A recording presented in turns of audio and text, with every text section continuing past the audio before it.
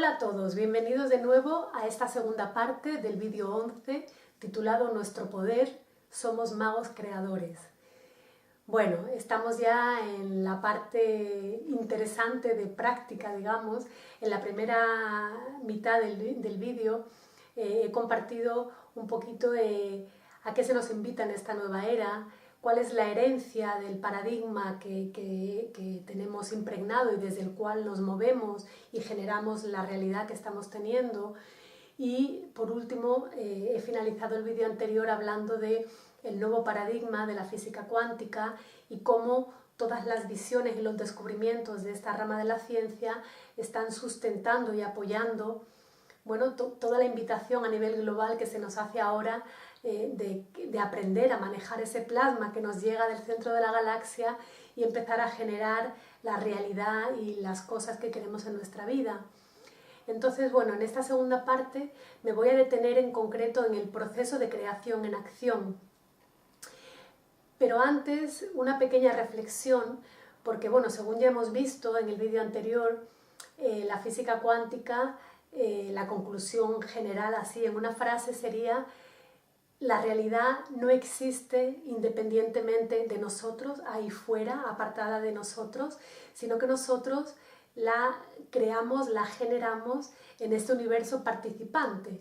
Evidentemente es una manera, es una forma de pensar bastante radical que es la que ahora mismo tenemos que asumir y que aceptar, porque es la única manera de romper todos esos tabús y toda esa impotencia que nos han inculcado a lo largo de los siglos a través de ese paradigma newtoniano en el que todo está escindido, separado, nada tiene sentido, somos máquinas, estamos al arbitrio de un Dios vengativo y vigilante.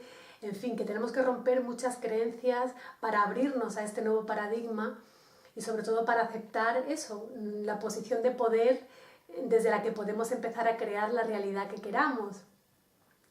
Claro, la visión o la frase de yo creo mi realidad es muy suculenta y realmente es muy atractiva, pero tenemos que entender muy bien lo que significa.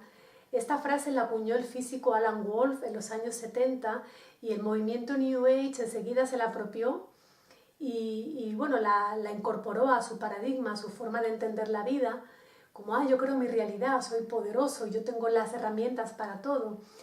Pero olvidamos muchas veces que desde el punto de víctima que se sigue manteniendo a nivel global, sí que aceptamos que generamos ciertas cosas. Evidentemente, yo elijo el café que me tomo por la mañana, o si tomo café o té, yo elijo a la persona con la que me caso, si tengo o no tengo hijos, es decir, tenemos, cierta libertad de la que hacemos uso.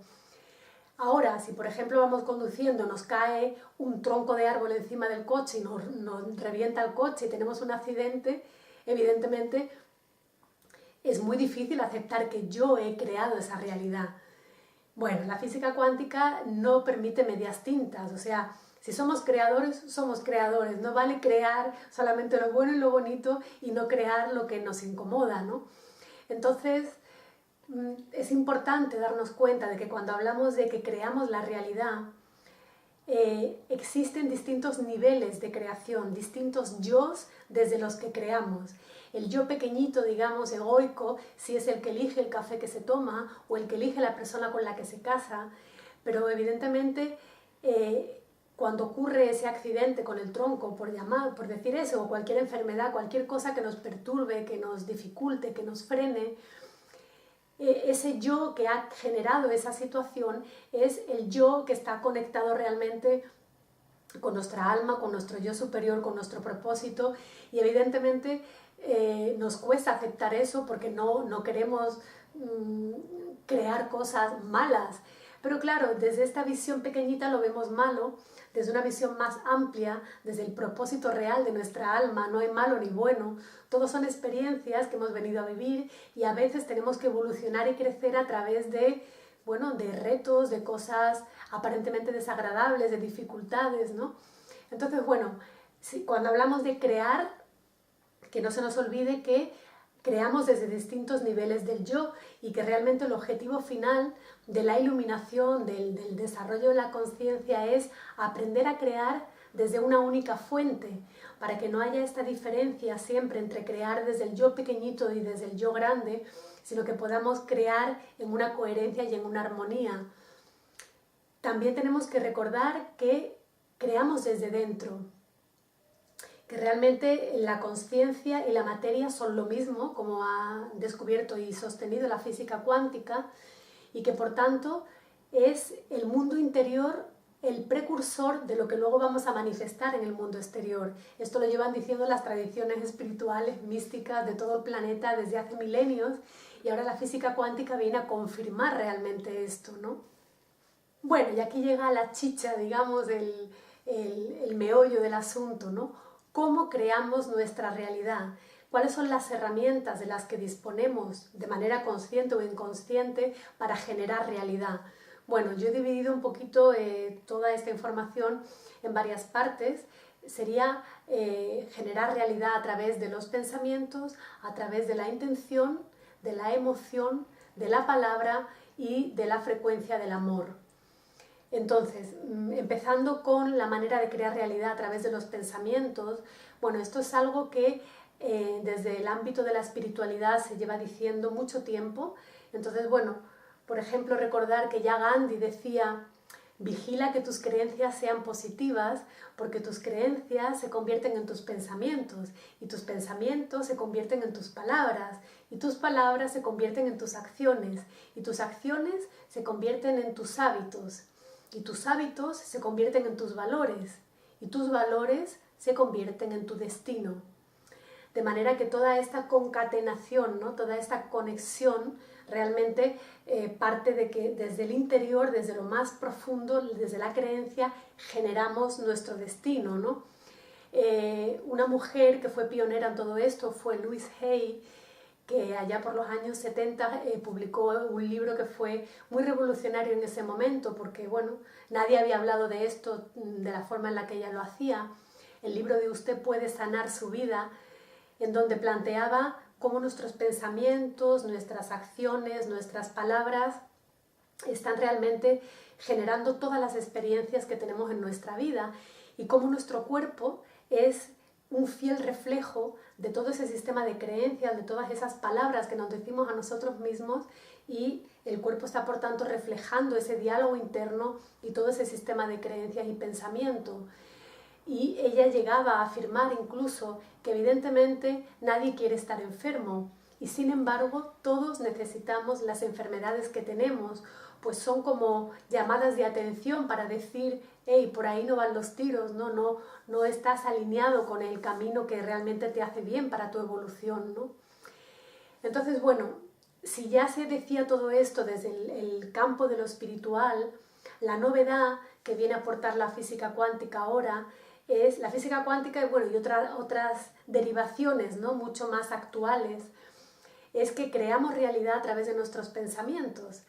Y una de las ramas de estudio que sostienen esto es la llamada psiconeuroinmunobiología, que es una rama de la ciencia que estudia la conexión entre el pensamiento, la palabra y la fisiología, y sostiene que realmente los pensamientos y las palabras son formas vivas de energía que interactúan con lo orgánico, con el cuerpo, ¿no?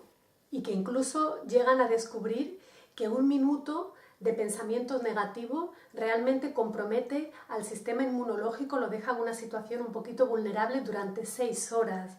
Imaginemos lo que supone, lo que nos hace en situaciones como el distrés, que son esa manera sostenida de estar agobiados o estresados, que acaban causando y generando lesiones en la estructura cerebral, ¿no?, según los estudios de esta rama de la ciencia.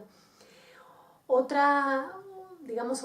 aspecto bastante revolucionario y realmente, bueno, que ahora está muy en boga, pero no como una moda frívola y superficial, sino realmente como algo que está despertando mucha conciencia, son los estudios de Bruce Lipton. Bruce Lipton es un doctor en biología celular que en los años 70 estudiaba algo que en esa época casi nadie estudiaba, que era la membrana celular, y con una serie de experimentos llegó a concluir que lo que realmente determina el destino de las células no es la genética, sino que es el entorno físico. De ahí se desarrolló lo que la rama de la ciencia que él denomina la epigenética. Y claro, si realmente la salud de la célula depende del ambiente, de la atmósfera, del entorno en el que esté, nosotros que estamos formados por trillones de células, que somos una comunidad de trillones de células, nuestra salud, nuestro bienestar también depende del espacio, del entorno en el que estemos. Claro, evidentemente la medicina tradicional no baraja esta posibilidad porque primero no habla, no maneja el término de la energía, no está dentro de sus parámetros y tampoco entiende el funcionamiento de la célula. De forma que intenta cambiar los problemas generados a un nivel celular con química sin darse cuenta de que, bueno, a raíz de estos descubrimientos, de que lo que realmente puede generar un cambio positivo es el cambio de ambiente. Claro, la pregunta es, si estoy enfermo y me cambio de ambiente, ¿voy a sanar automáticamente? Bueno, no es tan sencillo. ¿Por qué? Porque si bien la célula lee el entorno de una manera directa, la mente interpreta. Y ahí es donde está el problema. Si nosotros nos mudamos a un espacio, a un ambiente objetivamente más saludable, pero nuestra mente lo interpreta como algo negativo, el poder de nuestros pensamientos, de la mente, va a ser mucho mayor que el poder que el entorno pueda ejercer positivamente en nosotros. Por eso es tan importante revisar esas creencias que están, digamos, ancladas en la mente subconsciente y que son las que nos llevan a interpretar el entorno de una manera errónea o de una manera sesgada, impidiendo que leamos el entorno tal como hace la célula de una manera directa para que podamos sanar. Entonces, bueno, Bruce Lipton hace mucho hincapié en la importancia de trabajar la mente subconsciente, puesto que es ahí, en esa parte de la conciencia, que es el subconsciente y que constituye el 95% de nuestra conciencia global, es en ese subconsciente donde están codificadas todas las creencias a partir de las cuales nos movemos en el mundo y generamos la realidad que estamos generando, creyendo que lo hacemos desde el consciente, desde el yo me merezco una vida llena de salud, de abundancia, de amor. Y si bien eso está correcto o es real en el 5%, que es nuestra mente consciente, si el subconsciente tiene otra programación, no vamos a conseguir manifestar todo eso que deseamos y por tanto no vamos a conseguir sanar porque estamos haciendo una interpretación nublada por nuestro sistema de creencias y no vamos a permitir que el entorno realmente llegue a sanarnos y a influirnos de una forma positiva. Y junto a esta rama de la psiconeuroinmunobiología, de la epigenética de Bruce Lipton, que por cierto los dos libros de Bruce Lipton más conocidos y que realmente muestran de una manera bastante asequible para el no científico todo esto de lo que hablo, es el libro La biología de la creencia y otro segundo suyo que es La biología de la transformación. Y bueno, otro científico también muy revolucionario es Rupert Sheldrake con su teoría de la resonancia mórfica, que va incluso un poco más allá, porque si bien Bruce Lipton habla de cómo nuestros pensamientos y creencias modifican nuestra genética, Sheldrake de lo que habla también es de que precisamente ese estado interno es el que influye no solamente en nosotros y nuestra salud, sino en el entorno y en los demás. Para muchos, Rupert Sheldrake es un hereje científico que toca temas tabús totalmente, habla de la telepatía, de la conexión a distancia, temas tabús para la ciencia oficial, pero lo que está claro es que es un personaje que viene a aportar una de las teorías quizá más revolucionarias de la historia en la que viene a plantear y a explicar de una manera científica y lógica desde el punto de vista de la conciencia ampliada, no desde la ciencia tradicional, viene a explicar la interconexión existencial. Su teoría de la resonancia mórfica lo que viene un poco a explicar es que la naturaleza es memoria y que el espacio es como una gran biblioteca que conecta a todo y que realmente permite la interconexión y el intercambio de información a distancia. Entonces, desde este punto de vista, nuestros pensamientos son como un medio ambiente que permean el planeta, que lo envuelven, ¿no? Por eso tenemos que ser muy conscientes de lo que estamos emitiendo desde las emociones, los pensamientos, las creencias, pues eso está afectando a todos los que nos rodean aquí y en el universo en general, ¿no? Lo que sostiene, por tanto, Sheldrake es que el cambio que hace el miembro de una especie, por ejemplo, utilizando por primera vez una herramienta o dando un paso más allá en la evolución, cualquier despertar de nuevas habilidades que haga el miembro de una especie animal o del propio ser humano, se transmite por resonancia al resto de la especie, y miembros de la misma especie que quizá están a miles de kilómetros de distancia empiezan a adquirir las mismas habilidades que ese primer ser había desarrollado por sí mismo, y las empiezan a desarrollar de una manera natural sin que haya mediado un montón de años y un montón de información atravesada y transmitida a través de la genética y del ADN. Claro, esto es muy revolucionario y hay quienes consideran que esto es un timo, puesto que no hay una fuerza física visible o que pueda explicar o sostener toda esta teoría. Habrá quien dice que esto es una rama del New Age que intenta espiritualizar la existencia, pero lo que está claro es que por el hecho de que no podamos entender cómo ocurre, no significa que no esté ocurriendo.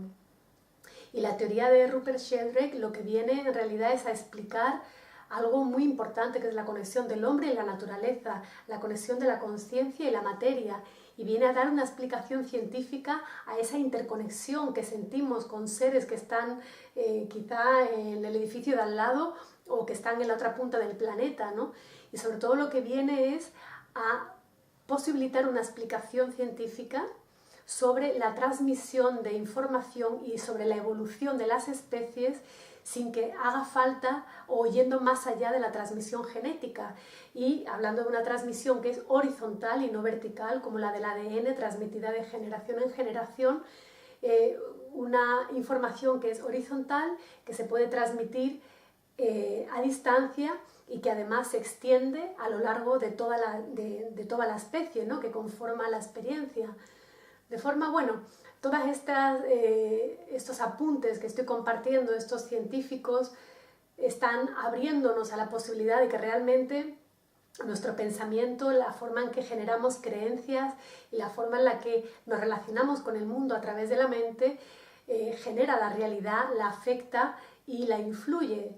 Esto es maravilloso y nos abre a las infinitas posibilidades, e igualmente nos abre una responsabilidad profunda, pues tenemos que tomar conciencia más que nunca de la importancia de las emociones, de las palabras y de los pensamientos que generamos, puesto que tienen un impacto bastante notable en el exterior.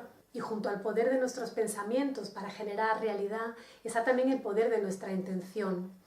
Nikola Tesla decía que el día en que la ciencia se encargue de estudiar los fenómenos no físicos, hará más avance en una década de todo el avance que ha hecho en todos los siglos de su existencia.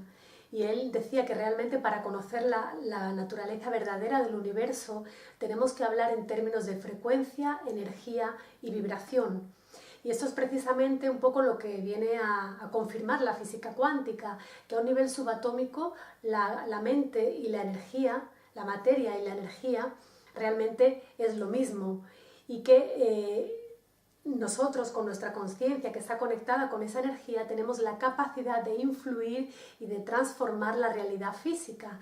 Lo que ocurre que la mayoría de las veces generamos esos cambios físicos a través de nuestra conciencia de una manera inconsciente, a través de pensamientos compulsivos, de emociones descontroladas, y lo interesante precisamente es empezar a controlar todo eso de una manera, controlar en el sentido positivo, o sea, aprender cómo funciona y aprender a manejarlo para nuestro mayor bien. Y esto es precisamente lo que nos propone Masaru Emoto, que sus experimentos con las moléculas del agua venían a demostrar que el agua realmente reacciona a los pensamientos, a las palabras y a las intenciones de las personas. Él se dedicó a recoger agua en muchos países distintos, agua de muchas procedencias, de la lluvia, de manantiales, de lagos, aguas subterráneas, y a través de una técnica de resonancia magnética hacía fotos a los cristales congelados de agua. El resultado es que esos cristales, que son una materia sólida y que están por tanto organizados en átomos y en moléculas de una forma ordenada, el resultado es que cuando el agua recibía un mensaje positivo, él hizo experimentos colocando distintos letreros en botellas de agua, letreros con palabras o emociones positivas y otros con emociones negativas, y el resultado fue que al fotografiar los cristales, aquellos que habían recibido informaciones de agradecimiento, de amor, tenían formas hexagonales, simétricas, armónicas y bellísimas, mientras que las que habían recibido mensajes como te odio, te desprecio, voy a matarte, pegadas al agua, esas moléculas mostraban, bueno, no había ningún tipo de forma armónica en la fotografía del cristal del agua, ¿no? Todo esto él lo comparte en un libro que se llama Mensajes del agua, que tiene unas fotografías preciosas que os recomiendo poder ver algún día. Y la conclusión de esto es que el agua en realidad está dándonos el mensaje de que ella desea ser pura, de que su mayor potencial y su belleza es increíble a la vista humana cuando se consiguen fotografiar sus cristales, ¿no? Y sobre todo la reflexión más importante que todos estos descubrimientos de Masaru Emoto nos ofrecen es darnos cuenta de que si las palabras puestas en botellas tienen ese efecto en las moléculas del agua, nosotros, los seres humanos, que estamos compuestos por 70% de agua, ¿cómo nos estamos afectando a nosotros mismos cuando nos regañamos, nos enfadamos, nos hablamos mal, tenemos pensamientos negativos una y otra vez? Imaginaos cómo reaccionan nuestras moléculas de agua, todo nuestro cuerpo, a nuestro propio discurso interno. Por tanto, este descubrimiento es fundamental un poco para tomar conciencia no solamente de cómo generamos realidad o cómo afecta nuestra conciencia a la materia, sino a un nivel profundo e interno, cómo se desarrolla nuestra fisiología, nuestra salud, nuestras emociones a partir de la manera en la que nos hablamos y nos relacionamos con nosotros mismos. En esta línea también de utilizar la intención con conciencia para generar realidad está el movimiento que hubo alrededor del secreto, que venía un poco a hablar de la ley de la atracción, que es como el secreto mejor guardado, ¿no? Y más importante, la idea de que lo semejante atrae a lo semejante. Y bueno, todo este libro, toda esta teoría se basa un poco en la idea de que, bueno, somos como torres, las personas somos torres transmisoras de energía y los pensamientos son magnéticos y tienen una frecuencia, de manera que si queremos cambiar nuestra realidad no tenemos que intentar cambiar allá afuera las cosas, sino lo que tenemos que hacer es cambiar nuestros pensamientos para que nuestra frecuencia cambie. La manera en la que proponen hacerlo es, primero, aprendiendo a pedir sin límites, porque al universo le da igual manifestar $1 que $1.000.000, ¿no? Primero pedir, después tener fe en el proceso, es decir, mantener una actitud de agradecimiento como si ya estuviéramos disfrutando de eso que hemos pedido, y por último aprender a recibir, sentirnos como nos sentiríamos como si ya lo tuviéramos también. De esa forma el universo, bueno, si ya percibe que estamos agradeciendo y disfrutando de eso que hemos pedido, pues nos va a hacer que eso que estamos esperando realmente nos llegue de una manera fluida. Bueno, si bien toda esta teoría, yo cuando leí El Secreto fue como ¡guau! En ese momento para mí fue, bueno, se me corrió un velo súper gordo, ¿no? Y empecé a tomar conciencia de cosas muy bonitas. Luego ya me di cuenta un poco, bueno, del marketing que había detrás, de todo el estilo americano de contar las cosas, pero eso no le quita validez al hecho de entender que somos torres de transmisión, que los pensamientos tienen frecuencia y que atraemos lo semejante, eso tal cual. Un poquito el pero es, yo creo que toda la metodología del secreto olvida que la creación de la realidad es un movimiento que tiene dos latidos, digamos, uno emisor, que es la parte nuestra eléctrica, y otro receptor, que es la parte nuestra magnética, ¿no? Somos un campo electromagnético, eléctrico que emite y magnético que recibe. Cuando estamos con la ley de la atracción proyectando, deseando, estamos en la emisión y estamos olvidando que para realmente ser capaces de atraer eso que deseamos, nuestro subconsciente tiene que estar totalmente alineado con eso que estamos pidiendo. Porque si a un nivel consciente creemos que nos lo merecemos, pero luego tenemos creencias ocultas en la sombra que nos están saboteando ese deseo, no va a llegarnos. Entonces, bueno, es un poquito más complejo esto de pide y se te dará, pero evidentemente los tiros van por ahí, aunque luego esté bien darle pinceladas o puntualizar un poco los términos, ¿no? Y las emociones, ¿qué decir de las emociones? Bueno, por supuesto también tienen su papel en este juego de creación de realidad. ¿Y qué son las emociones? ¿Son algo místico? ¿Son algo químico? Bueno, pues un poco de todo, ¿no? Las emociones se generan en el hipotálamo, que es como una pequeña fábrica que genera las sustancias químicas que se llaman neuropéptidos, y cada emoción lleva asociada una sustancia química que ya queda asociada con ella para siempre, ¿no? Entonces, bueno, la importancia de las emociones tienen aspectos muy positivos, nos dan una referencia vital que nos permite relacionarnos con el entorno, eligiendo aquello que queremos creer o no, son como un filtro también, ¿no? Bueno, realmente solamente percibimos aquello que queremos percibir, ¿no? Y eso nos lo dictan nuestras propias emociones. Las emociones nos hacen sentir vivos, nos hacen sentir conectados, nos ayudan a evolucionar, pero tienen una parte negativa y son las adicciones emocionales. Más allá de la parte emocional de corazón, hablo de las adicciones emocionales a un nivel químico, y es que cuando el círculo, digamos, de estímulo-respuesta, que puede ser algo bonito y que es algo creativo, se puede llegar a convertir en una cárcel que nos atrapa, porque nos hacemos adictos a las mismas emociones, a las mismas sustancias químicas asociadas con esas emociones, y eso nos impide relacionarnos con las nuevas experiencias desde un punto de vista nuevo, y lo que estamos haciendo es limitando la capacidad de generar nuevas respuestas y moviéndonos siempre desde un punto de vista predecible, puesto que estamos moviéndonos, ¿no? Digamos, desde la química que ya conocemos y a la que somos adictos, y que por tanto estamos repitiendo y reproduciendo una y otra vez. Y junto al poder de nuestros pensamientos, de nuestra intención y de nuestras emociones, está el poder de nuestras palabras para generar realidad. José Luis París, en esa charla suya titulada Aprende a manejar con palabras la realidad, nos recuerda que el plasma, esa energía que viene del centro de la galaxia, que viene a despertarnos y a recordarnos que somos dioses creadores, el plasma se almacena en nuestros líquidos, es decir, en nuestra agua.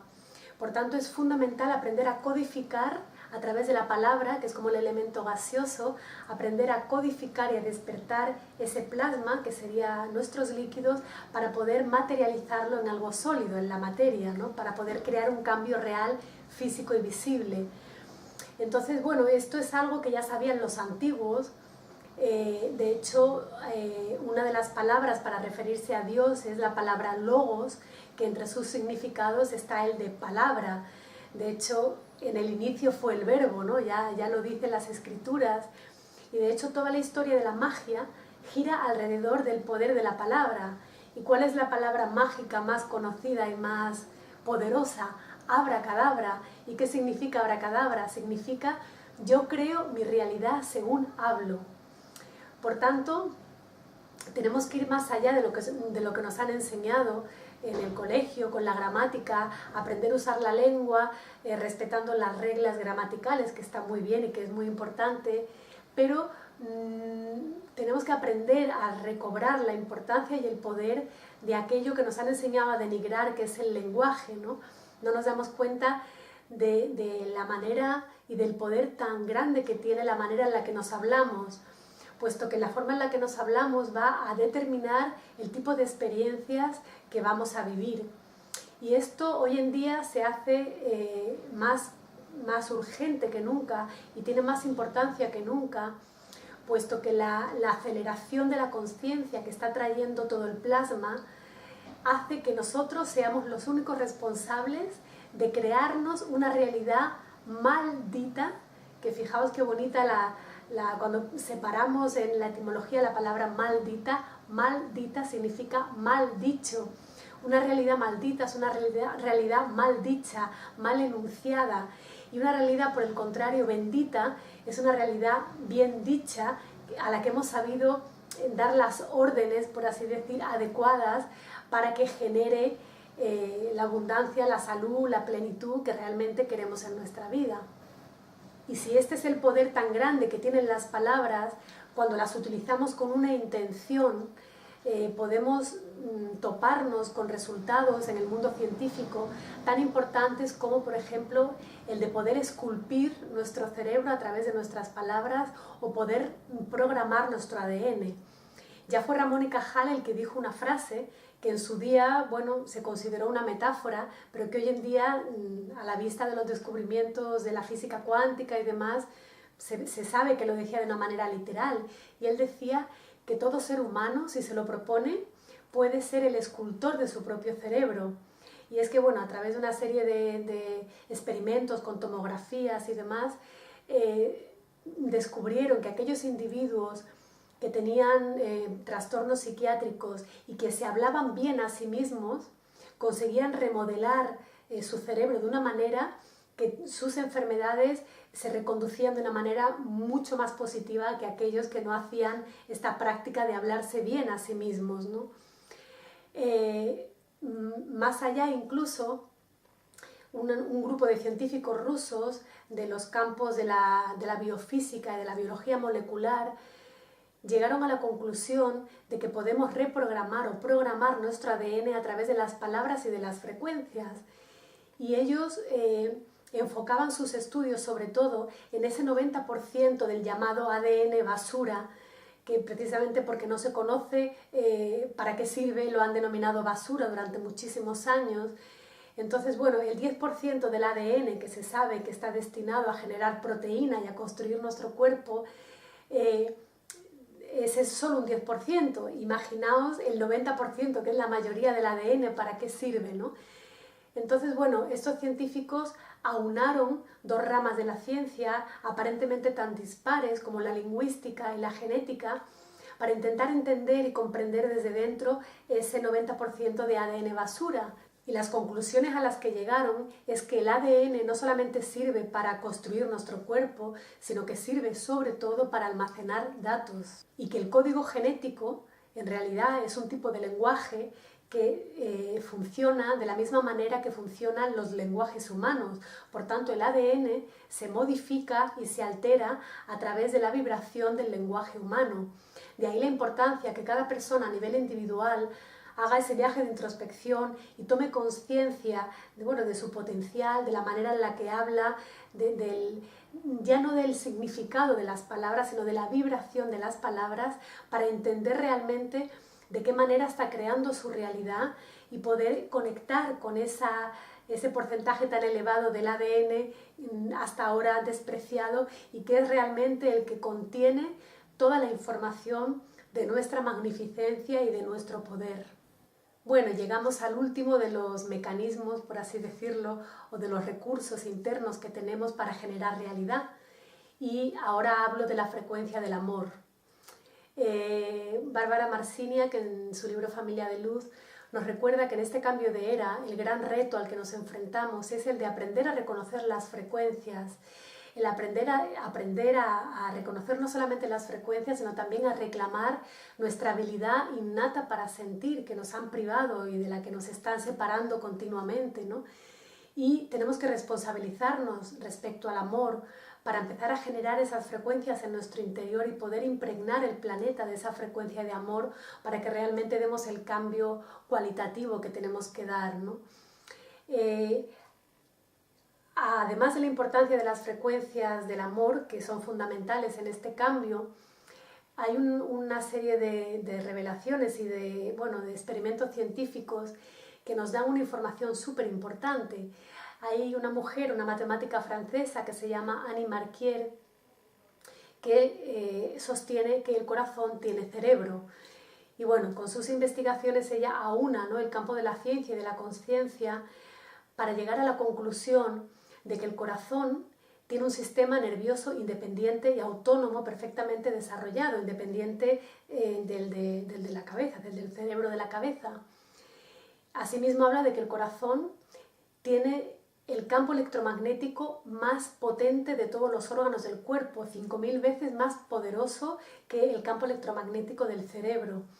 Igualmente, ese campo electromagnético del corazón cambia en función del estado emocional que tenemos y se extiende entre 2 y 4 metros alrededor de nosotros. Es decir, que las personas que nos rodean a un nivel sutil están captando la información que está contenida en nuestro corazón.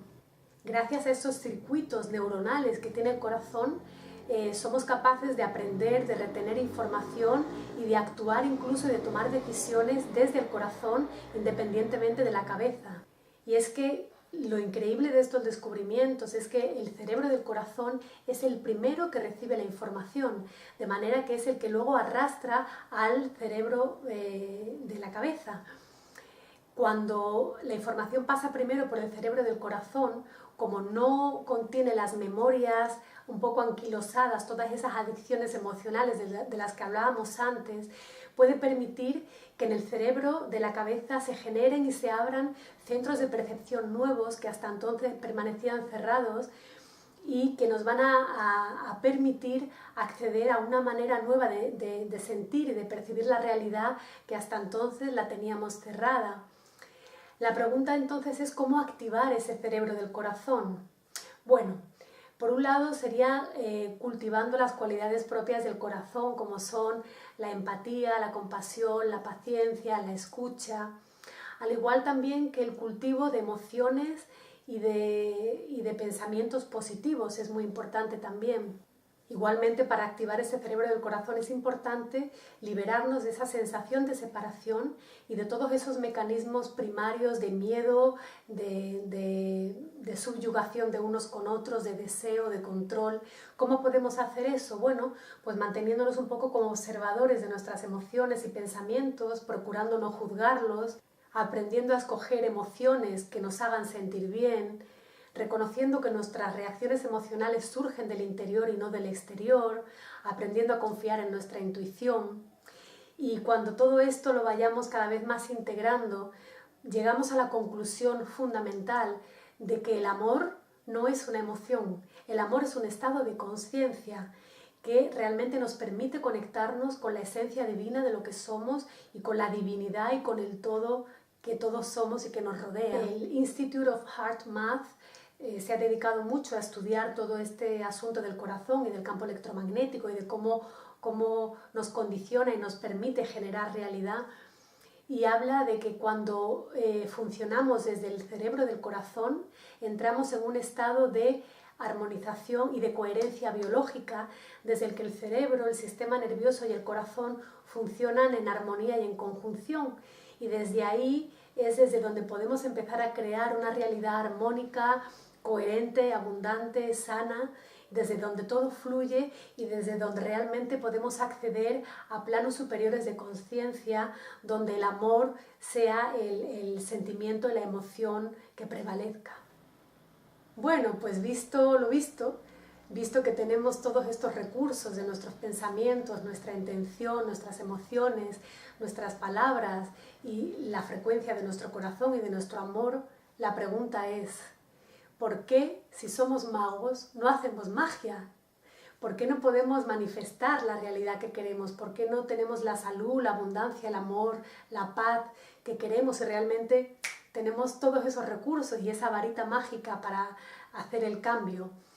Bueno, ahí me gusta mucho el juego, cómo lo plantea dentro del libro de ¿Y tú qué sabes? Hay un fragmento, un apartado que habla de el manual del no brujo o cómo convertir a un mago en un sapo. Entonces te da como las directrices, los pasos que hay que hacer para, bueno, dejar de ser un mago, transformarnos en un sapo y negar todo nuestro poder. Uno sería convencer a los demás de que no son magos. Otro sería enseñar las delicias de convertirse en víctima. Otro paso sería confundir los sistemas de creencias. Y junto a esto, hacer que los conocimientos nuevos sean inaccesibles y sean temibles. Igualmente sería importante, para convertir al mago en un sapo, hacer sentir que ser mago realmente es algo peligroso y hacer que los magos sean seres despreciables. Igualmente importante sería hacer que los magos mientan y sobre todo que no miren en su interior. Si uno sigue todos estos pasos, parece que nos aseguramos el no ser magos, siguiendo al pie de la letra el manual del no brujo. La cuestión sería ahora cómo romper este hechizo, cuáles son los antídotos que tenemos en nuestras manos ahora mismo para revertir todo esto, porque aunque suene un poco a chiste o a juego, en realidad eso es lo que ocurre. O sea, el sistema en el que vivimos, la matrix que nos atrapa o que intenta atraparnos, lo que está impidiendo realmente es que reconozcamos nuestro poder, que reconozcamos nuestra capacidad para crear realidad, para hacer magia. ¿Qué es magia? La magia no es más que ciencia al otro lado del paradigma. Entonces, bueno, tenemos que atrevernos a ir más allá y a tomar las riendas. Para eso yo propongo 5 pasos que podíamos dar como antídotos contra este maleficio, ¿no? Para que realmente podamos volver a convertirnos en mago y dejemos nuestro estado de sapo, ¿no? Lo primero sería tomar la responsabilidad. Después tendríamos que resetear y cambiar todas las creencias limitantes, igualmente hacernos cargo de nuestras emociones y aprender a gestionarlas. Tendríamos también que aprender a utilizar las palabras con conciencia y tendríamos que convertirnos en amor y sanarnos a nosotros mismos, amarnos a nosotros mismos para poder realmente ser amor y poder empezar a sembrar esa frecuencia de amor en la tierra. Bueno, por tanto, el primer antídoto sería asumir la responsabilidad, que para mí implica 3 cosas. Lo primero sería mirar dentro, trabajarnos a nivel interno, personal, particular, para sanar. Después sería salir del papel de víctima y asumir la responsabilidad. Y en tercer lugar sería aprender a utilizar la intención de manera consciente. Bueno, entonces lo primero sería, como ya hemos visto a lo largo de muchos vídeos, mirar dentro. ¿Para qué? Lo primero sería para, como nos recuerda Luis Hay en muchos de sus audios, para soltar las pautas de pensamiento más nocivas que hay en nosotros, que son el rencor hacia los demás, la crítica hacia nosotros mismos, la culpa por el pasado y el miedo al futuro. Sería fundamental soltar esas pautas, al mismo tiempo que importantísimo igualmente es soltar el pasado. El pasado ya ocurrió, no podemos cambiarlo, lo que sí podemos cambiar es la relación que tenemos con él y darnos cuenta realmente de que el pasado ahora ya no tiene ningún poder en nuestro presente si nosotros no se lo damos, porque la efectividad de nuestro poder está en el momento presente. Da igual lo que hayamos vivido, da igual cuánto tiempo hayamos sufrido una actitud interna de negatividad, de enfermedad, de soledad. Somos libres para en el momento presente empezar a crear desde ahora una nueva realidad. De manera que soltar el pasado y anclarnos en el presente desde el que comenzar lo nuevo.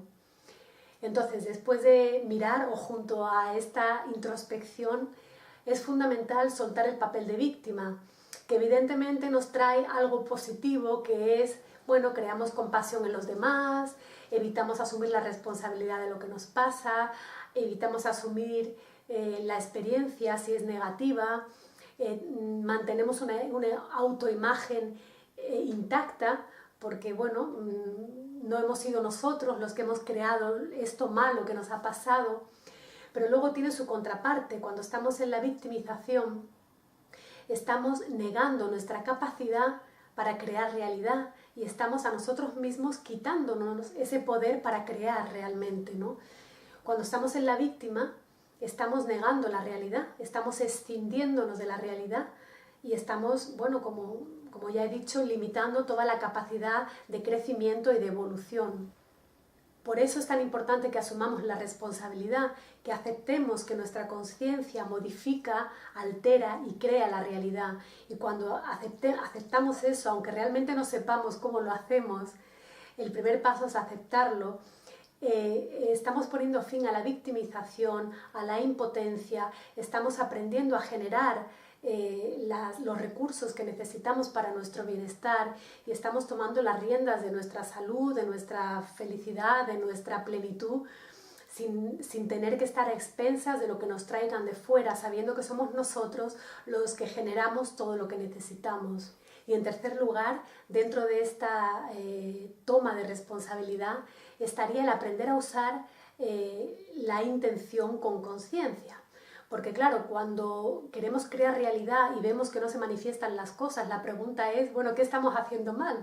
¿Por qué no se manifiesta aquello que estamos deseando por muchas visualizaciones, intenciones, pensamientos positivos que tengamos? Bueno, hay varias razones. Digamos, la primera podría ser que no generamos una realidad inmediata para protegernos de nosotros mismos. Evidentemente ya hemos visto que a un nivel subatómico sí tenemos la capacidad de generar cambios en la materia, pero no podemos hacer que desaparezca un coche que hay delante o que un cohete deje de salir si es que tenía que salir. Es importante que no tengamos esa capacidad de influir en la realidad, porque imaginaos, desde la inconsciencia que gobierna el mundo, que gobierna el interior de cada persona en general, si pudiéramos materializar y ver cambios tangibles al instante desde nuestro capricho o nuestro interés personal y egoísta, estaríamos autodestruyéndonos. Por tanto, el que no podamos generar la realidad de una manera automática, el que no veamos los cambios de una forma rápida, es una manera de autoprotegernos que nos conviene. También, como nos recuerda Joe Dispenza, el que no manifestemos las cosas con la velocidad o con la eficacia que deseamos, también se debe a que hemos perdido la capacidad de observación. Si hemos visto anteriormente que el observador modifica lo observado, ¿por qué no ocurren los cambios? Bueno, si nosotros no somos capaces de sostener la atención más de 9 segundos en algo, ¿cómo vamos a modificar la estructura molecular de la materia si no podemos sostener la intención? Hay que hacer mucha más práctica diaria de sostener esa atención, esa observación. Es una cuestión de práctica, de sentarse cada día a programar tu día o tu objetivo, porque si nos dejamos llevar por el caos, por la velocidad en la que vivimos, no somos capaces de tener la atención enfocada en lo que realmente queremos y nos están continuamente distrayendo con miles de cosas hacia aspectos que realmente no nos empoderan, sino por el contrario nos desempoderan. Entonces, por eso es tan importante que, bueno, seamos conscientes de que eso ocurre y de que en nosotros está esa capacidad para desarrollar la observación, que al fin y al cabo es un arte.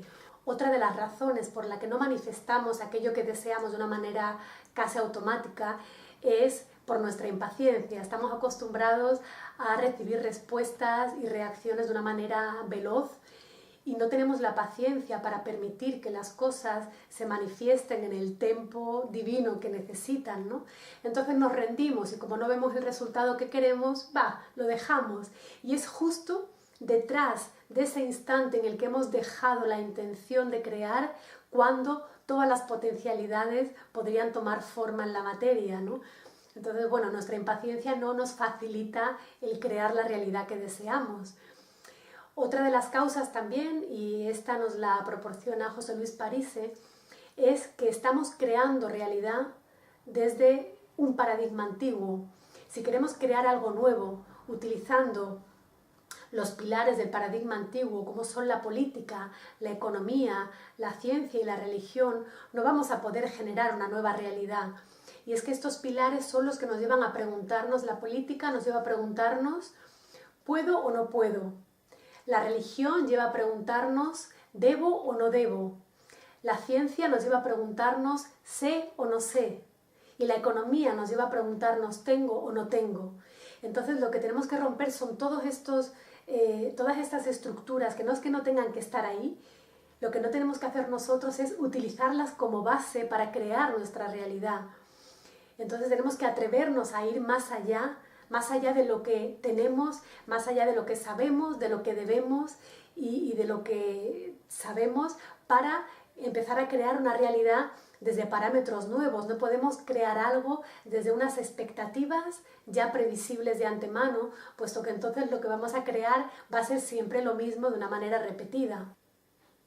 Y bueno, una vez que ponemos toda nuestra intención en la creación, aquí llega la parte de confianza en la que tenemos que soltar el control.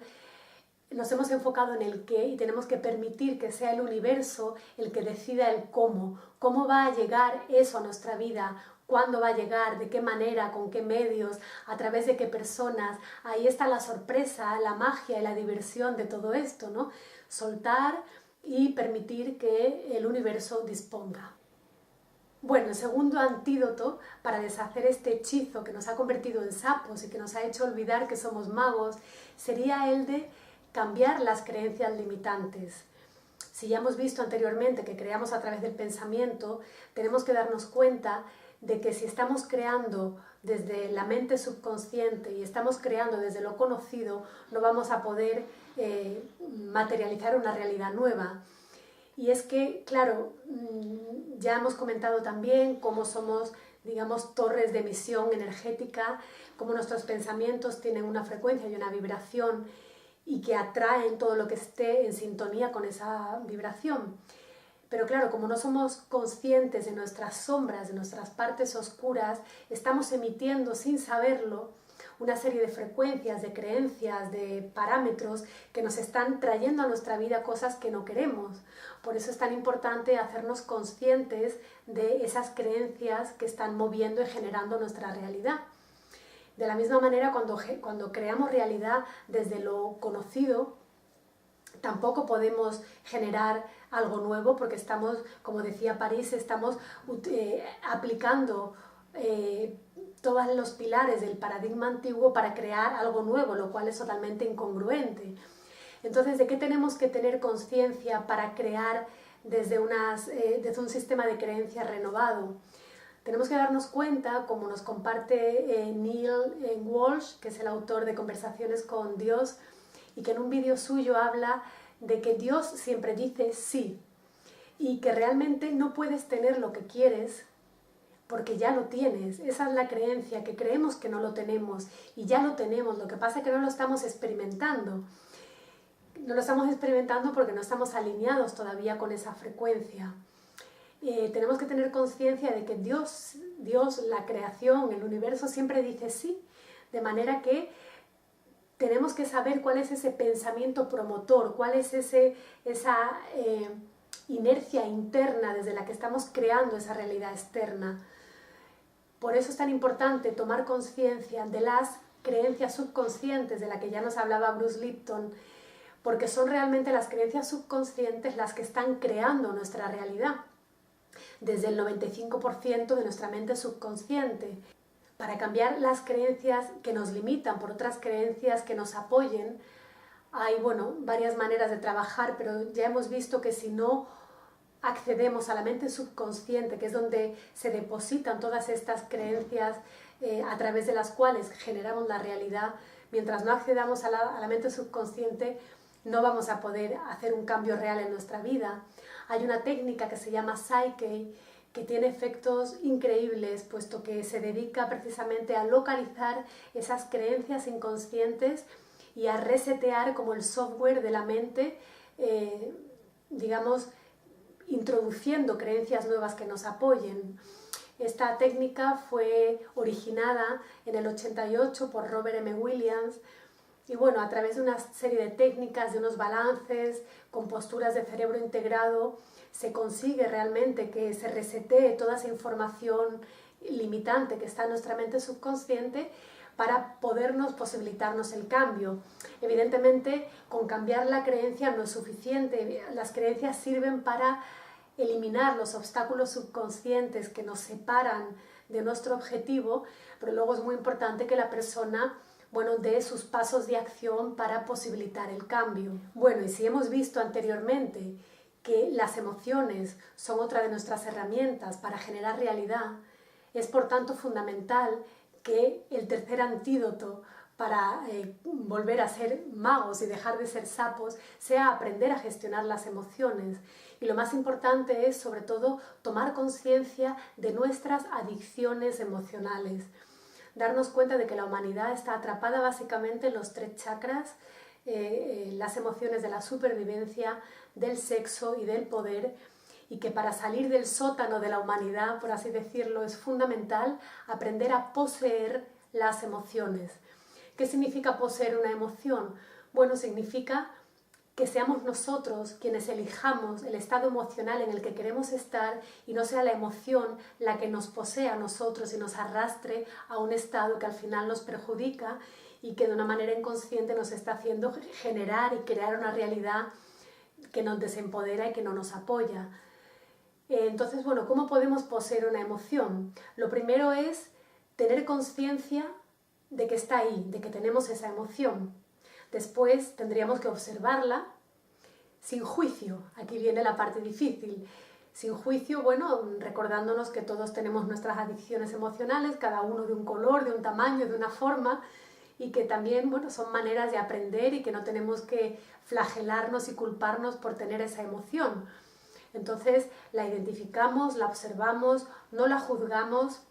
Si queremos podemos escribirla para verla con mayor claridad y sobre todo tomar la decisión de interrumpir la pauta mental que nos lleva a experimentar una y otra vez esa emoción. Cada vez que aparezca la emoción, como ya la tenemos identificada, podremos preguntarnos, bueno, ¿realmente para qué quiero yo sentir esto ahora? ¿Me está ayudando? ¿Me está empoderando? ¿Me está haciendo sentir bien? Entonces, bueno, que tengamos esa capacidad crítica y de autoobservación. Y cuando poseemos una emoción no significa que ya nunca más la vamos a tener. Lo que significa es que cuando aparezca ya no vamos a huir de ella, no vamos a tenerle miedo a esa emoción, tampoco vamos a reprimirla y lo que vamos a evitar es que nos inunde nuestro sistema con esa química que nos desestabiliza y vamos a poder, bueno, gestionarle, relacionarnos con ella con empatía, con paciencia y con la distancia que nos da sabernos el observador de todo lo que estamos experimentando. Bueno, llegamos al cuarto antídoto, que es el de aprender a utilizar las palabras. Y ya hemos visto también cómo la vibración de la palabra tiene el efecto de reestructurar el ADN, de modificar la plástica del cerebro, en fin, puede modificar y alterar la realidad física de una manera increíble. Tenemos que aprender, por tanto, a usar con responsabilidad y conciencia lo que sale de nuestra boca, ¿no? Y lo primero que tenemos que hacer es cambiar nuestro diálogo interno, porque nuestras experiencias no son más que las consecuencias externas de todo nuestro diálogo interno, de todo lo que nos decimos, de todo el ruido mental que tenemos y que manifestamos a través de palabras, de creencias hacia nosotros mismos, ¿no? De manera que lo primero es darnos cuenta si tenemos pensamientos de abundancia o de pobreza. Y con pobreza no me refiero solo a la falta de dinero o de recursos económicos, sino a todo aquello que no fluye con abundancia y alegría en nuestra vida, ¿no? Entonces, bueno, primero eso, darnos cuenta de cómo nos hablamos a nosotros mismos y luego también aprendiendo a usar las palabras con conciencia. Es muy importante darnos cuenta de la relación que existe entre la palabra y la realidad y darnos cuenta también de que el inconsciente no tiene sentido del humor, es decir, que todo lo que nos decimos, cualquier pensamiento de pobreza que mantenemos acerca de nosotros mismos o de nuestra vida, el universo que está deseando y que complacernos y que como ya hemos visto siempre dice sí, nos va a traer una y otra vez aquello que estamos manifestando ya a través de nuestros pensamientos, pero si lo ponemos en palabras y le damos la fuerza de la vibración del sonido, la materialización de eso que queremos o no queremos va a ser mucho mayor en nuestra vida. Y es que, como decía Jesús, no es lo que entra por la boca lo que contamina al hombre, sino lo que sale de su boca. Entonces, bueno, tenemos que tener mucha conciencia de eso y aprender a hablarle a la vida, a la realidad, al plasma. Y como nos recuerda José Luis Parise, en las antiguas tradiciones iniciáticas y bueno, de toda la humanidad, los chamanes le hablaban a la semilla, le decían a la semilla lo que querían conseguir de ella, y el resultado de esa semilla era muy diferente del de aquella a la que no le hablaban. Por tanto, bueno, tenemos que aprender a tomar esa responsabilidad y darnos cuenta de que si queremos cambiar nuestra vida, tenemos que cambiar primero nuestra forma de hablar. Y como muestra, así como ejemplo, como propuesta, podemos, por ejemplo, dejar de utilizar la conjunción adversativa pero, que lo que nos hace es colocarnos en un enfrentamiento, nos hace elegir entre una cosa u otra, o está contraponiendo dos realidades que quizá en el mundo físico no están contrapuestas, pero que a través del lenguaje estamos enfrentando y creando, por tanto, un conflicto en nuestro interior. Entonces, bueno, podemos dejar de utilizar pero y utilizar la conjunción copulativa y, que lo que hace es unir e integrar los opuestos, ¿no? También, por ejemplo, podemos dejar de utilizar la perífrasis tengo que hacer y empezar a utilizar quiero hacer. Cuando decimos tengo que hacer, no nos damos cuenta de que estamos poniendo el poder fuera, de que estamos obligándonos a realizar algo como si nos estuviera viniendo impuesto desde fuera. Por el contrario, cuando decimos quiero hacer, estamos tomando plenamente las riendas de aquello que estamos eligiendo hacer.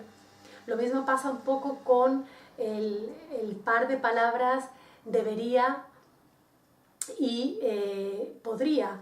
Cuando decimos debería hacer esto, estamos empleando un juicio, diciéndonos a nosotros mismos o diciéndoles a otros que lo que están haciendo está mal hecho. Estamos emitiendo un juicio, una inflexibilidad que podemos de alguna manera compensar si empezamos a utilizar en vez de debería la palabra podría. La palabra podría nos abre a la elección, nos recuerda que estamos eligiendo libremente aquello que queremos hacer. Entonces, junto al aprendizaje, porque todo es un aprendizaje, es un proceso de crecimiento, ¿no? Junto al aprendizaje de verbalizar con conciencia, es también muy bonito y muy enriquecedor cuando empezamos a verbalizar con intención, sabiendo lo que estamos haciendo y sabiendo sobre todo para qué lo estamos haciendo. Bueno, hay muchas técnicas, muchas maneras. Por ejemplo, como ya hablé de ella antes, Louise Hay fue un poco la pionera en el tema de las afirmaciones, que son, bueno, esa especie de sentencias normalmente positivas que nos decimos delante del espejo. Por ejemplo, las básicas que deberían formar parte de todo nuestro sistema de creencias es pues me quiero, me acepto como soy, me merezco lo mejor, soy digno de toda la abundancia, de todo lo mejor de la vida. En fin, son creencias base que realmente son las que sustentan todo nuestro sistema de creencias y toda nuestra estabilidad emocional, psíquica, espiritual y demás. Con el tema de las afirmaciones, bueno, al principio puede parecer cuando las decimos que no nos la creemos, pero bueno, es como a la semillita, hay que dejarle ese espacio para que crezca y para que los resultados, bueno, vayan poco a poco manifestándose. Las afirmaciones yo creo que tienen su parte de poder y son importantes, pero ya hemos visto que no importa todo lo que nos afanemos en cambiar y en decírnoslo, si lo hacemos solamente trabajando con la mente consciente, no vamos a lograr un cambio real. ¿Por qué? Porque nuestro movimiento interno, el que genera la realidad de verdad, es el 95% de la mente subconsciente. De forma que habría que utilizar técnicas como las que compartí antes para generar un cambio realmente profundo y definitivo respecto a esas creencias que nos están limitando. Pero bueno, está muy bien saber que esas afirmaciones, aunque sea al 5% de la parte consciente, le viene muy bien mirarse al espejo y recibir todas esas ondas, ¿no?, de energía y de intención positiva, ¿no? Junto a las afirmaciones, por ejemplo, están los mantras. Mantra es una palabra sánscrita formada por dos partes. Man significa mente y tra significa instrumento, de forma que el mantra es un instrumento para la mente, ¿no? la mente más allá de lo que entendemos aquí en el mundo occidental. Pero bueno, el mantra parte de la base de que la creación se genera a partir de la palabra hablada, la palabra entendida más allá de lo emitido, sino la palabra originaria, como el sonido primigenio previo a la creación, ¿no? El mantra al final es como un puente que nos conecta con nuestro interior y que nos permite dar el salto hacia un estado de conciencia superior, porque lo que realmente es transformador de los mantras no es tanto el significado de las palabras que estamos diciendo, sino la vibración de la frecuencia que contienen esas palabras, esos mantras, y que aunque los identificamos normalmente con todo el mundo del budismo, de las religiones o de las prácticas espirituales orientales, los mantras son actitudes internas y creaciones externas que todas las comunidades aborígenes y ancestrales del planeta llevan practicando desde hace milenios. Por tanto, no son propiedad de nadie y están a disposición de todos los seres humanos que deseen realmente convertir la palabra y sobre todo la voz en un instrumento de conciencia, de despertar y de poder. Y si ya vimos con anterioridad la importancia de la frecuencia del amor para generar un cambio fundamental en nosotros y en el mundo, digamos el antídoto, el último, para realmente recobrar nuestro estado originario de magos, creadores, sería el de aprender a amarnos a nosotros mismos para poder ser amor. Y en este proceso de amarnos a nosotros mismos, lo primero es perdonar y perdonarnos. Para crear la realidad que todos deseamos, lo primero, ya lo hemos visto, tenemos que soltar el pasado, soltar todo el dolor que traemos acumulado. Y la manera de acceder a esa sanación es a través del amor. Y el camino que lleva al amor es el perdón. Louise Hay nos recuerda que cuando estamos enfermos o tenemos cualquier problema de salud, es muy importante que nos preguntemos con quién estamos enfadados o a quién tenemos que perdonar, porque casi siempre cualquier problema de salud es una manifestación del cuerpo, un indicador de que realmente estamos en un conflicto, un resentimiento con alguien y que a la larga solamente nos va a perjudicar a nosotros mismos. Muchas veces no queremos perdonar porque sentimos que perdonar es como justificar el daño que nos han hecho o justificar a las personas que nos han hecho ese daño. Y recordemos, como ya hablé en alguno de los vídeos primeros sobre el perdón no es un justificar ni un olvidar, es un decidir conscientemente soltar nuestra conexión con ese dolor y dejarlo marchar. De esta forma estamos soltando todo lo que nos ancla y nos lastra al pasado y volviendo al momento presente, que es el único momento desde el que vamos a poder crear la vida futura que nos espera. Tampoco es necesario que sepamos cómo perdonar, tal vez no sabemos cómo hacerlo, pero el mero hecho de decretar y de decidir que queremos perdonar, ya algo en nuestra bioquímica, en nuestro cuerpo, en nuestra salud, en nuestras emociones, empieza a cambiar y es el propio sistema que está deseando recobrar la armonía, el que nos va a ayudar y nos va a conducir a encontrar la mejor manera de soltar ese resentimiento contra las personas. Y una manera de perdonar y de soltar ese dolor es la comprensión.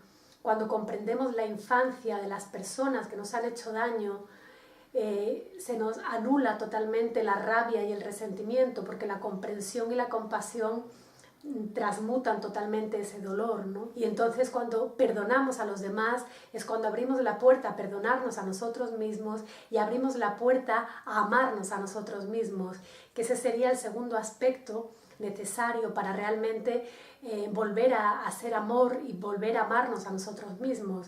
Y es que muchas veces el concepto que tenemos sobre cada uno de nosotros, bueno, pues proviene de las creencias, de las palabras, de las expresiones que nuestra familia o nuestros padres, bueno, nos decían cuando éramos niños, y con todo ese sistema de creencias hemos ido formando una autoimagen que casi nunca tiene que ver realmente con lo que somos. Y como nos recuerda Louise Hay, que ella, bueno, ha trabajado mucho este aspecto del amor a uno mismo, porque ella considera que cualquier problema que tengamos, sea de salud o de cualquier otra índole, tiene en la base la misma fórmula, y es la falta de amor a uno mismo. Y es que muchas veces creemos que la manera de cambiar es enfadarnos con nosotros mismos, que el enfado va a ser como el motor del cambio, y no nos damos cuenta de que el enfado no nos ha funcionado en todos estos años de los que nos hemos estado flagelando y maldiciendo por hacer mal las cosas, ¿no? Y que cuando nos enfadamos con nosotros mismos, igual que cuando nos enfadamos con un niño, no estamos ayudándole a entender qué está ocurriendo, sino que estamos inhibiéndole, estamos encogiéndole y apagando toda su vitalidad. Al enfadarnos con nosotros mismos estamos apagando la fuerza de nuestro niño interno, que es realmente el que nos puede ayudar a conectar con la alegría y con nuestra capacidad de amar. Y es que muchas veces estamos esperando a ser perfectos para amarnos. Y eso es desperdiciar nuestra vida. Tenemos que amarnos aquí y ahora, aceptarnos tal como somos, hablarnos bien, no regañarnos por hacer mal las cosas y recordarnos que en cada momento estamos haciéndolo lo mejor posible con las herramientas que tenemos a mano en ese instante y desde el nivel de conciencia que tenemos en ese momento. Y es que el amor a nosotros mismos es realmente el poder que nos sana. Cuando nos amamos a nosotros mismos, no solamente sanamos del pasado, del dolor, del resentimiento, sino que abrimos la puerta a que el amor salga de nosotros y podamos empezar a emitir esa frecuencia y esa vibración que, como ya hemos visto, es la que realmente puede generar un cambio duradero y profundo en toda la situación caótica y con todo el paradigma de miedo que prima hoy en día en el planeta. Bueno, pues ya tenemos la pócima completada, la pócima que va a constituir el antídoto para realmente volver a recobrar ese estado, esa esencia de magos, de brujos creadores que todos somos, y dejar atrás ese estado, esa maldición de haber sido sapos, ¿no? Condensando un poquito los componentes de este antídoto, os recuerdo que serían el asumir nuestra responsabilidad, el resetear todas esas creencias limitantes y cambiarlas por creencias que nos apoyen, el aprender a gestionar las emociones y liberarnos de las adicciones emocionales, el aprender a usar las palabras con conciencia y con intención, y el aprender a perdonarnos y amarnos a nosotros mismos para poder generar esa frecuencia de amor que genere el cambio duradero en el planeta. Y puesto que la reserva de la realidad está ante nosotros y que el mundo de infinitas posibilidades está simplemente aguardando el movimiento de nuestra conciencia para materializar y traernos la realidad que queremos, os comparto una práctica que a mí me gusta mucho y que realmente cuando la descubrí entendí lo que me estaba pasando. Es una práctica creada, compartida por Ramtha, y se llama Crea tu día. Y ella habla de ese momento del despertar en el que de pronto por la mañana abres los ojos y no sabes quién eres. A mí me ha pasado muy pocas veces, pero las veces que me ha pasado he sentido que estaba en presencia de algo muy grande, algo increíble. Son unos instantes, unos segundos en los que no solamente dices dónde estoy, no, quién soy, qué hago aquí. O sea, es como que no sabes nada, hay un blanco absoluto de identidad. Enseguida nos da miedo ese estado, claro, porque estamos como desnudos de personaje, ¿no? Y lo que hacemos es mirar alrededor, ver quién está durmiendo a nuestro lado, vemos nuestra ropa colgada ahí en la percha y enseguida, ¡bum!, entramos en esa identidad, en ese personaje y ya sé quién soy, ya sé qué hago aquí, ya sé todo, ¿no? Claro, ¿qué ocurre? Que en ese momento en el que estamos conectándonos de nuevo con nuestra identidad, estamos perdiendo la posibilidad de crear algo nuevo, porque si nos conectamos con esa identidad desde la que ya estamos acostumbrados a crear la misma realidad siempre, ¿cómo se supone que vamos a crear algo nuevo? Si estamos siempre utilizando los mismos parámetros mentales, emocionales, las mismas creencias, las mismas palabras. Entonces, Ramtha lo que propone es aprovechar ese momento único, divino, en el que hay una indeterminación de la personalidad, y en vez de buscar enseguida algo que nos recuerde lo que somos, darnos el permiso de crear lo que queremos ser, no lo que ya somos, sino lo que queremos ser. Entonces no se trataría tanto de recordar lo que soy, de mirar al lado a ver a quién tengo para, sí, soy fulanito y esta es mi pareja y ese es mi gato y esa es mi silla. No, olvidar esa necesidad de recordar quién somos y recordar lo que queremos ser. Claro, es normal atravesar por un momento, si esta práctica conseguimos llevarla a cabo la mayoría de los días, cada vez nos resultará más fácil, pero al principio lo que nos embarga es una sensación de miedo, porque de pronto sentimos que no tenemos la capacidad suficiente, no nos damos el tiempo necesario para desvincularnos de la identidad. Necesitamos un rato para estar creando y visualizando lo que queremos ser, no lo que ya recordamos que somos. Y atravesar ese espacio de no ser, de no personalidad, para el ego es tremendamente desestabilizador y asusta mucho. Entonces, bueno, la propuesta es, vale, nos asusta, pero que eso no nos impida cada día dar un pasito más allá para realmente terminar de atravesar ese miedo y poder aprovechar ese momento único de no sé quién soy para realmente empezar a crear algo nuevo desde las infinitas posibilidades de lo que podemos ser. Bueno, pues colorín colorado, este cuento se está acabando. Bueno, sacar conclusiones de planteamientos tan abstractos es muy difícil porque, bueno, hemos tratado temas tan controvertidos, apasionantes y fundamentales a la vez, como el que la materia está relacionada con la conciencia, y la conciencia está relacionada con la intención, y la intención con el acto de crear, y el acto de crear con las emociones, en fin, en toda esta red maravillosa de creación. Lo más importante es recordar que a un nivel planetario estamos en un salto de conciencia, en un salto cuántico brutal de la tercera a la quinta dimensión, y que esto implica y requiere muchas cosas, como ya hemos ido viendo, pero básicamente a nivel individual requiere que seamos conscientes de nuestras vibraciones, de nuestras frecuencias, de nuestras emisiones, que miremos dentro para sanarnos, para abrir nuestro corazón, para calmar nuestra mente, que soltemos todo el autojuicio, el autocastigo, el autoflagelo, que nos reconozcamos creadores, que nos abramos a nuestro poder, que perdamos el miedo de ver y de reconocer lo que somos y lo que somos capaces de hacer y de generar, y sobre todo que asumamos la responsabilidad del hecho de que somos creadores y que tenemos por tanto que vigilar bien de cerca nuestros pensamientos, nuestras creencias, nuestras emociones,